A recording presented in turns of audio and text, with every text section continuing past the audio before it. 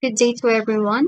We, the Group 5, Kyle, Gerome, Bayot, Hannah, Jenica, Durwin, Leamor, Louise, Lucena, Desiree, Maggay, Mark, Zyrel, Sapallo, will be discussing our topic entitled Self-Supporting Barangay Through Developed Community Garden, a Post-Pandemic Approach in Lourdes proper Baguio City. Humanity is facing a great challenge, a global pandemic, and this matter affects the whole world and population reduces each and every day. And businesses are closing due to the lack of customers, and as a result, people are also losing their jobs. And in this situation that we are facing, sustenance are very hard to find for the indigent and for the blue-collared workers. People rely on the government's financial assistance or ayuda, but not all are qualified to get the government assistance. In the latter, people are starving and struggling to survive. As the global pandemic grows, difficulties also develops, and it is time for each community to create solution to help the indigent or moreover their constituents who are in need of a greater help to survive this pandemic. It would be a great help for the community to develop a community garden that would be sustainable enough to help their constituents not only for this pandemic but till the post-pandemic situation. Next slide is the project's objective. The study's goal is to allocate an area for the said community garden and to educate the residents the importance of planting edible plants that would help them in surviving the pandemic, even in the post-pandemic. Creating a self-sustaining community and to impart the importance of community development. Next is the research design. The first stage of the research is to identify what is the initial requirements in coming up with a community garden. The stage focuses on classifying what is a community garden and what are the benefits that would bring to the community. Second stage focuses on the information gathering through the historical background of the project and to conduct an interview with the constituents on what are their view in the project for the community. The third stage is focused on gathering data through the use of related literatures and case studies to further analyze the benefit of the project to the community and to know what the hindrances that the project might face are. The final stage is the project solution and the conclusion on the 3 stages conducted by the researchers, providing the community with the data and solution through scientific approach. Next is the research method. For the study, the project used different research technique that uses methods that are essential in coming up with a more accurate data and solution to the project. One method used is historical method. The project is established way before pandemic and it has been done before but not in all the barangay due to lack of space allotment to the community. It has been difficult for the community to start the project that requires a large space and soil. The researcher gathered on what are the other hindrances that cause the project to rest. The study also made use of the descriptive method wherein inspection of the site is done, which involves first-hand observations and photo documentations of current conditions present at the site. Structured interview method was also been conducted interviewing a couple of residents in the area and also community officials such as councilors and chairman of the said barangay, allowing the researchers garner knowledge on what are the perspective of the community to the project. The final method conducted is a case study locating a community who is already implementing the same project and understanding how a garden would be maintained and what are the benefits it provides to the community. Next is the site and the current condition. The location of the project is in Barangay Lourdes proper. There are 2 areas that has been utilized in the past for the community garden. The first site is located along Dominican Hill Road in front of Akada 8 building, and the current situation of the site is unmaintained, and there are vegetation which are not edible. The only edible plant is the banana tree. The second site is located at the rear of the barangay hall at Queen of Hope Street. These are the location of the community garden. First photo is the community garden behind the barangay hall, and the second photo is community garden along Dominican Hill Road.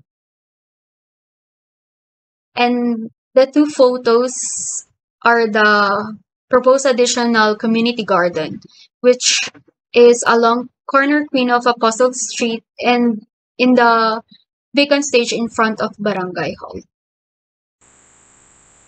Here is SWOT analysis, discussing the strengths, weaknesses, opportunities, and threats of the site. Starting on the strengths, the site has a wide space that can accommodate a large amount of plants and strategically located where a huge number of constituents can benefit. On weaknesses, how should be the garden maintained? Who will be the person that should be in charge to sustain the development of the garden? On opportunities, the first is that the committee would have a self-sustaining barangay, providing its constituent sustenance that is essential for pandemic or even after the pandemic. Another is the opportunity to have a livelihood for those indigent maintain the community garden, and if the harvest is abundant vegetable, can be sold to the community market or talipapa nearby. And threats. The threat that the researcher can see is that the security of the community garden must be maintained. Constituents must not harvest at any time they like. They should ask for the maintenance before harvesting to keep the plants healthy, and they won't have any conflicts with other constituents. Hydroponics. According to Egerer, soils are the foundation for cultivating ecosystem services in urban agriculture. Yet, variation in socio-environment characteristics of urbanization leads to variable soil properties and an equal distribution of ecosystem services like soil fertility. The Pegasus. Hydroponics is an interesting way of cultivation where nutrients are effectively provided to the plants as mineral nutrient solution. It requires much less space than any type of agricultural techniques. Hydroponics is the method of growing plants or vegetables without soil, but using mineral nutrients solution mixed with water. And another one, according to Anna, hydroponics is a form of gardening that uses no soil, but instead grows plants in solution of water and nutrients. The hydroponic system can grow plants and vegetables faster than growing outdoors in soil, and hydroponic system can be used year-round. Plants grown hydroponically often yield more, requires less space, and use less water than with conventional. Next, we will be playing a video clip on how to make a DIY hydroponic system.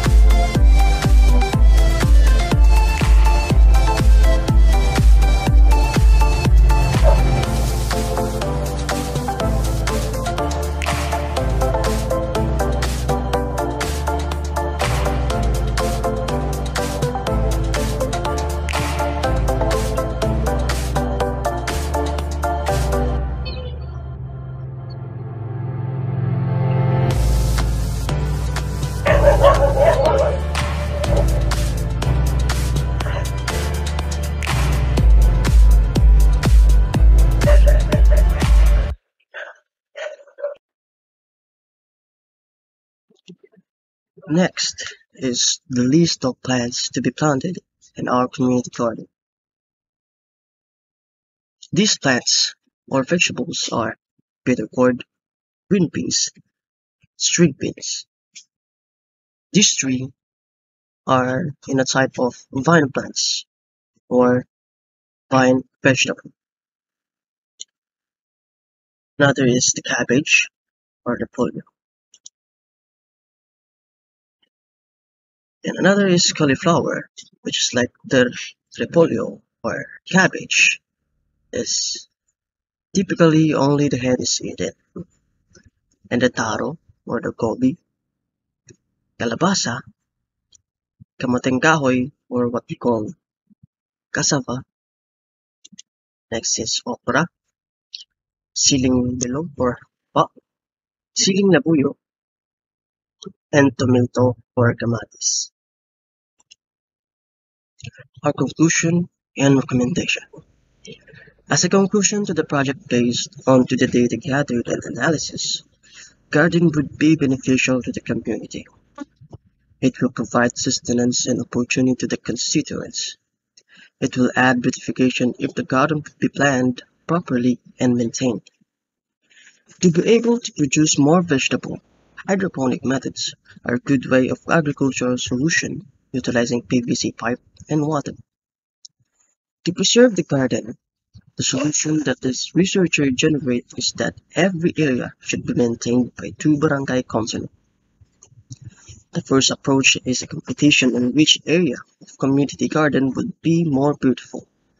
After the competition, indigent people, who are the first people that would benefit from the community garden, would be engaged in maintaining the community garden and look for future expansion.